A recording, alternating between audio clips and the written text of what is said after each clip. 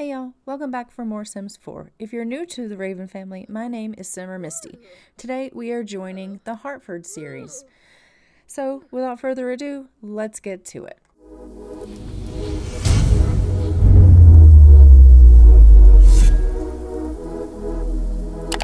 So as you can see, we are starting off this episode with Kiera, and she has a kaleidoscope of colors in her emotions panel there. She is not having a good time.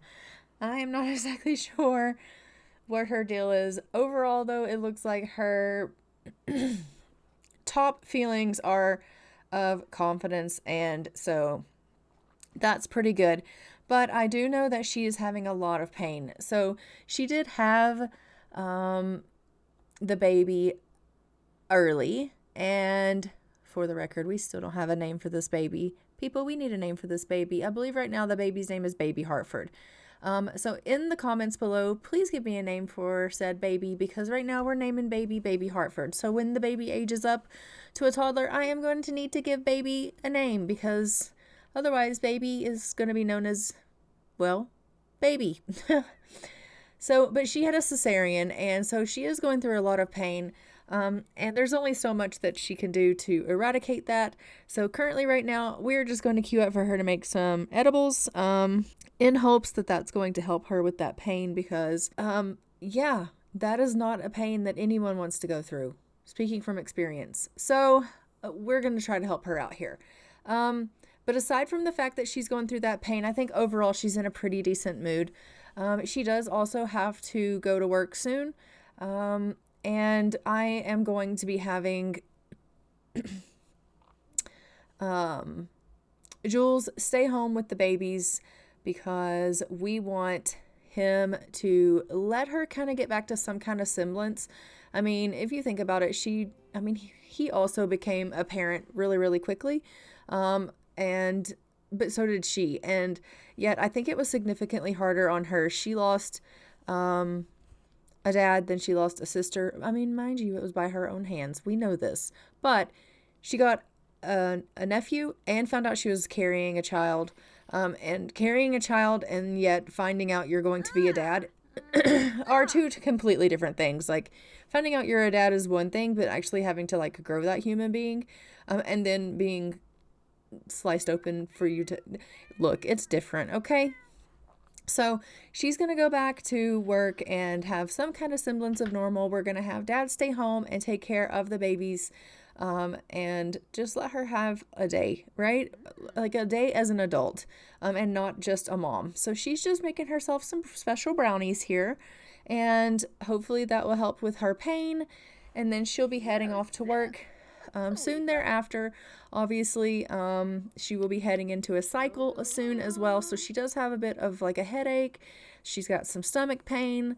So you are going to see her mood kind of go up, kind of go down, and fluctuate quite a bit. Overall, Jules is in a pretty decent mood, but right now he's currently asleep.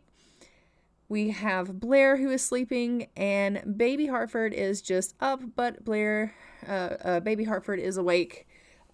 Baby Hartford is actually a pretty decent baby, in the sense that she doesn't really cry a whole lot. Like, she only cries when she really needs food or a diaper change. She's pretty good. When she's awake, she's perfectly content to just kind of lay there and, stare around at the whatever she stares at. I mean, it's good. I think that their life overall is pretty good. I know that Kiera is pretty happy with the way things are. Are you going to teach this cat to stop doing this at any point in time? Because it's unacceptable behavior. She's like, I just want to get out of this house. Every day you sit on this counter and you talk to me, and I'm just done with it. She's like, do you think maybe you could stop? Is that too much to ask? Could you stop sitting on my table while I try to eat? Do you know how difficult it is to eat food with hair in it? And the cat's like, this sounds like a you problem, not a Dixie problem. Just saying. Dixie, off the table. Thank you. I tell ya. So as you can see, I was playing around with some CC. I know, shocker. And I downloaded a couple of like invisible mods for CC babies, and so I wanted fancy cribs. Anyway, because I already had the baby, it didn't work, so I just put her crib inside of another crib in the meantime, and for any future babies, we'll see if that works. No big deal. But I found some of the cutest stuff. Like, oh my gosh, I can't wait to actually like see if it works. But I do think that this house, while I love it, and I do love it, I've decorated it, I've done so much to it, I love it to death. I don't know. I just don't know. Like, if they decide to have more kids, I don't know that it's going to actually be big enough for them. And I can already see you guys' jaw dropping and your mind going, you don't think it's a big enough house? No, I don't. Because, like, that room is one room. Like, if you think about it, like, if they're teenagers, that room is one room. I mean, technically, I guess I could always split the room again. Like, her hands are really, she's like, Tortuga, this is some good coffee. Yeah, Java beans. Oh, please don't be like your mom. I mean, like the coffee, yes, but calm down. She's like, okay, Dixie, fine, I'll give you love. What was I saying? I got distracted. Happened so easily. I don't know that she's even going to want more kids. Like, if you think about it, she's got a vampire that she wants to make good, and has no idea how to do that, which, for the record, we really should get started on researching that a little bit better, because I honestly have no idea how to do that, and neither does she. And then she has her daughter, who is growing up with a vampire that she doesn't know how, like, she knows that Blair has good in him. She just doesn't know if he's going to remain that way as he gets older, and until she knows how to fix him, like, I know she's got to be worried about baby Hartford being around and growing up with him, and just, that's a lot of stress. And then I don't know if she's going to want to throw another baby into the mix of that. So I don't know. I don't know if that's something they're going to want to do or not. And, you know, to be completely honest, Jules is like a perfect dad. Like, he's so good with the kids. But he hasn't really mentioned anything about more kids or saying anything about maybe wanting more kids. And maybe as time goes on, that might change. But as of right now, he hasn't really said anything. So, and it's early on yet. Still, like, they're still both pretty young. They're still getting, like, into their careers. Like, I would say they're probably like 24, 25. And they're both already married and saddled with 2 young kids. So, like, probably the last thing they're thinking about is, hey, let's have another one. Like, no, who does that? Nobody does that. At like 24, you're not going like, how many little children under the age of 4 can we have? No one thinks like that. And if they do, why? Why are you thinking like that? Because why? Unless they're triplets, why are you thinking like that? So, no. Unless you're just like amazingly amazing. Look how cute that baby is. Oh my God. It's just she is just precious. And she has a birth certificate here. I have not named it yet because I don't know her name. And I don't want to put baby Hartford on it. So when you guys give me a name, then we'll name it. So think of a name. It can be any name. But she's a girl and she's a baby. She needs a name. The sky's the limit. But I do think that Kiara is definitely thinking about getting a new home. I do think that Kiara has had a lot of loss in this house. It was her parents' house, and while it holds a lot of good memories for her, it also holds a lot of hurt. It also holds a lot of pain, and it holds a lot of not necessarily just good memories, but really bad ones. Both of her parents have died in this home and at the hand of her sister. And I think that, you know, that is a lot for a person to deal with mentally. And I think it causes a lot of stress on her. So I think she is in a place, especially now that she's raising two children, that she's wanting a fresh start. She is wanting to go somewhere that she doesn't have to be faced with this sadness and this level of grief. And of course, she's bringing her sister's urn with her, just as a reminder that, darkness can always seep in when you least expect it. But she's decided that she's going to go ahead and start looking into realtors. And then she is going to talk to Jules about how she's feeling and just kind of see how he feels about it. She's not hiring anyone. She's just looking at the pool of eligible realtors. And then she's going to talk to Jules and just tell him, like, this is where I stand. This is why I feel this way. I just feel like this house only holds darkness for me. And it used to hold so much more. It used to hold love, and it used to hold light, and it used to hold all these memories of goodness. And as much as I wish it did still hold those things, and as much as I wish that I could have this be a like generational home where I could raise our kids, to me, all it holds is the darkness and the despair of losing my parents and the evil that my sister brought into it. And I unfortunately can't get past that. And I don't want to raise my kids under that dark cloud. And I think that we need to move on to a better future and a brighter future somewhere else. So I'm going to go ahead and pop her plants into her household inventory. And the reasoning for that is it's winter. They're not growing anyway. And then we'll have them no matter what decision gets made. If we do move, if we don't move, everything's in the inventory. And if we don't move, I'll just plop them back out whenever the season comes back through. But I am going to have her just have a sit down once, Jules is a little bit more open-minded to listening to these things. It seems he is kind of busy right now and doesn't really want to discuss it. But I think that she definitely does want to discuss the possibility that they can maybe discuss hiring a realtor, at the very least going ahead and taking a look, like set up an appointment, taking a look at some of the listings. He's feeding Blair. It's cute. He's like, sweetheart, come and eat your lunch, okay? It's tofu sticks. It's lovely. And some mash. Tofu sticks and mash.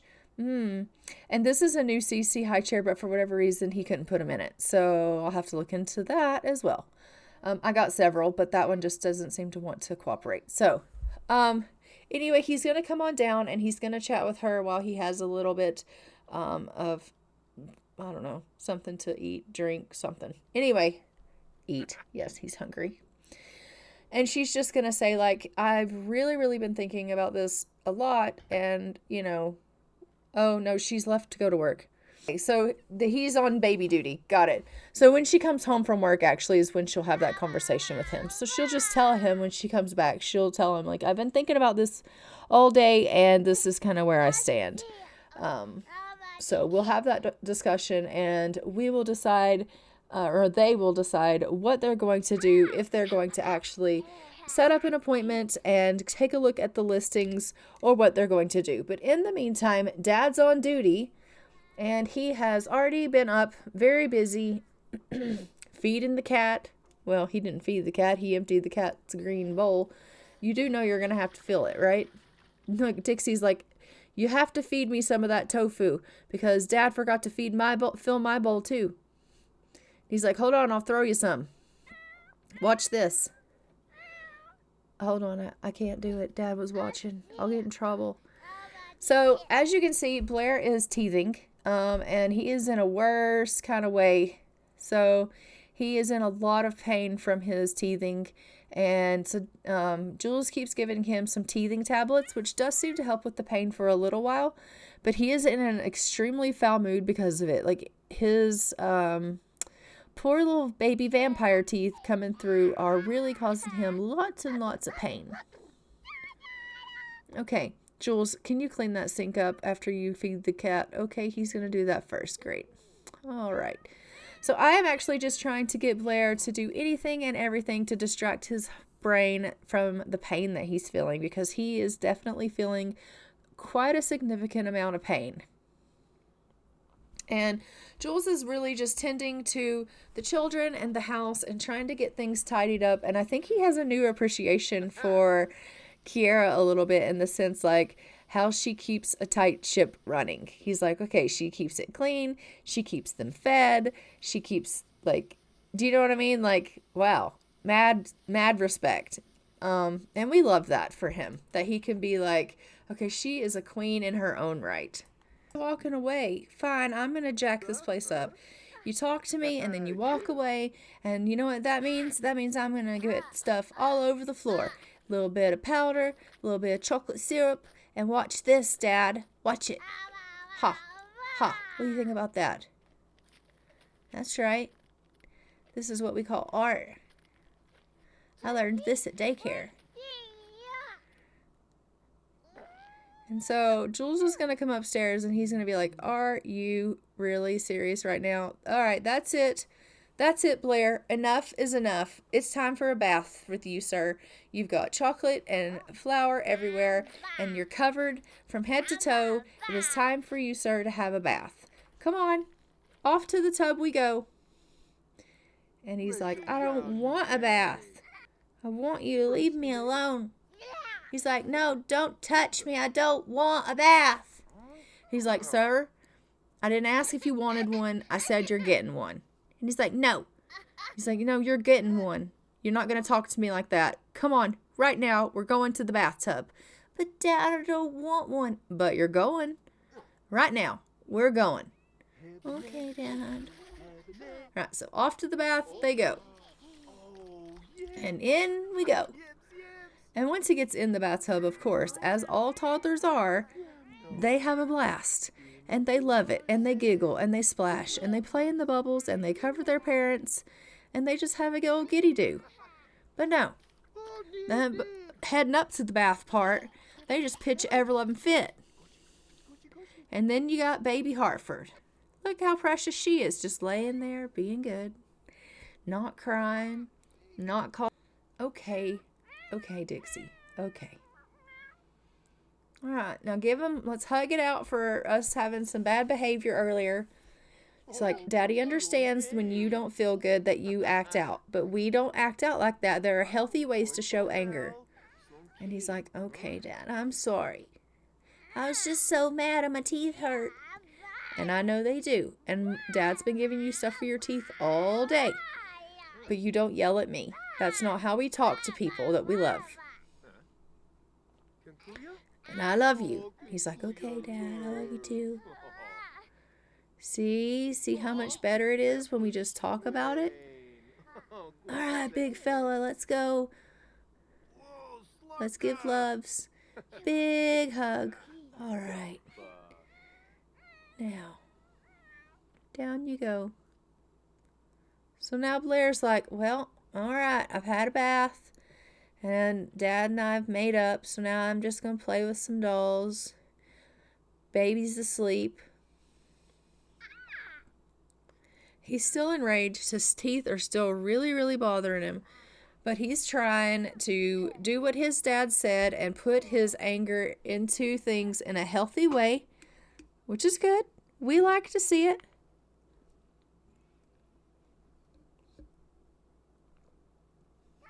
He's playing. He's doing a good thing. Dad's going to come up and we're going to, talk to him a little bit.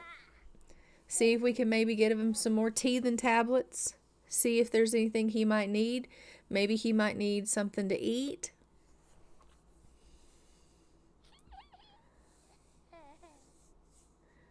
Dad's like, I just need a quick power nap. This has been a long ass day with these. Okay, he lost the battle on good, angry actions, and he's destroyed the dollhouse. Clearly he hasn't learned yet how to fully express his anger. I mean, it's a journey. We have to work on it. He's like, Dad, I'm hungry. Dad, I'm hungry. Dad. Dad, we're both hungry. And you know Jules was thinking, good God, when's Kira getting home? This has been the longest day ever. Okay, let's go ahead for the day and put out the Ravens call. This Ravens call goes out to Living Dead Gal Sims, and yes, Vern, baby Vern. And it's just really fitting for this because I kind of feel like maybe he's feeling burned a little bit because he has a little bit of a sentiment with his mom. Let's take a look at that. Kira has returned home from work. She did get herself a promotion, which is great news. And straight away, she has come upstairs to take care of the little one. And so she is just given a little rock. She's going to feed her, and she's going to snuggle her, cuddle her, and change diapers, and you know, all the things that moms do with their babies. And as you can see, we have a little Blair that is feeling a little bit playful. He is in the hallway here, and he's pitching a bit of a fit because he does have a negative sentiment with his mom. So he is feeling hurt. And it says here, Blair feels wronged by Kira, and being around her reminds him of this. Now, the reasoning that I have for this is, imagine being a little dude who was born to some parents, and let's be real, we don't know exactly what his relationship was when he was with Sierra and Caleb. And he has this aunt who has now adopted him, who doted on him and loved him and treated him really, really good, who now has this daughter who is taking some attention away from Blair. I think that Blair is upset that he has to share because it's always been just Blair and Sierra and Jules. And now Blair has to share, and all he knows is he's not allowed to eat her. And how fair is that? Not very. Okay, so and as you can see, Bess is not giving up hope on Jules. She continues to call, wanting him to come over to her house or her to come over to his house, and he keeps telling her no, and she is just not getting the picture. I don't really know if that is because he hasn't actually officially ever called it off with her or what the deal is, but I just have this feeling that one day she's either going to show up or he's going to go over there, and something is going to happen between those two, and it's going to be this huge scandal. I don't know that that's actually the case, but I don't know. I just see it happening. So you can just see that Jules still absolutely loves Blair so much, and she just dotes on him. It's just Blair that has this feeling like he's being replaced, and that is not the case at all. So as you can see, we now have Kira down here talking to Jules about wanting to get out of this house. She's like, I just want to hire someone.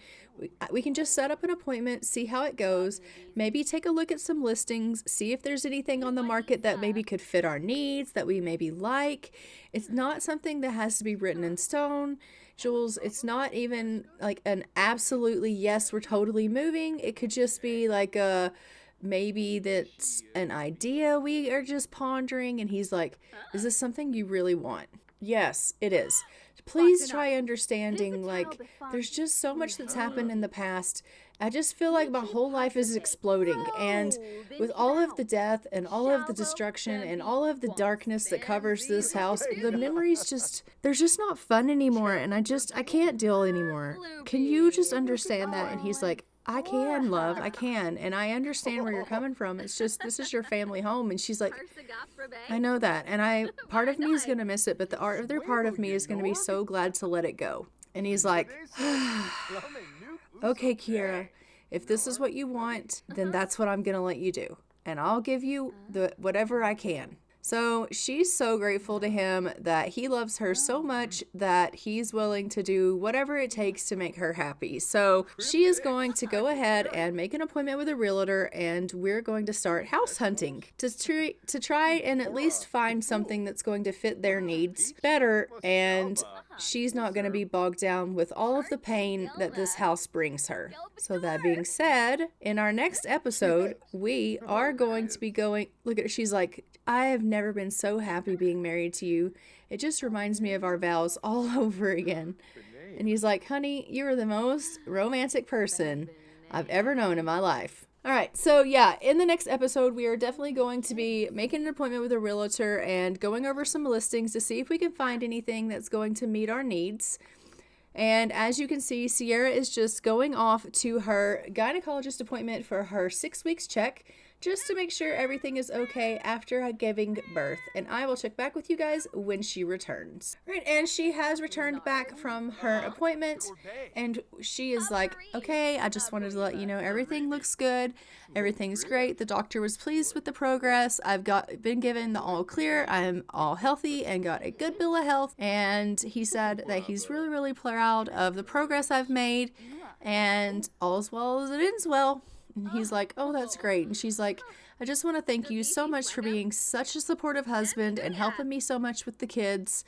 And I couldn't have done this without you. And your support means so much to me. The fact that you're willing to, you know, look at listings and us relocate with 2 little bitty kids. Like, I know that can be stressful, and the fact that you're willing to support me is so much. And he's like, Kiara, of course I'm supporting you. I love you. And whatever makes you happy makes me happy. And if this house upsets you that badly, I don't want to be here anyway. This is about our family. And he's like, absolutely. Don't even worry about it. So, as you can see, these two have a very strong relationship, and they are definitely going to be in a place where they are going to have a very, very strong, loving marriage. So we are going to, once again, dang it, try to get this bloody cat to learn not to get on the counter. I don't know. Is it going to work? She's like, get off the damn table. Did you learn? She learned. Dixie, down. Good job. Yay for Dixie. Oh my God, and she learned to stop eating human food. Oh my heavens, it's a great day. You know what this means? All the stars are aligned. Okay, Ravens, that's it for this Sims episode. So until next time, I'm gonna fly for now. See you in the next one. Thanks for watching. Bye, y'all.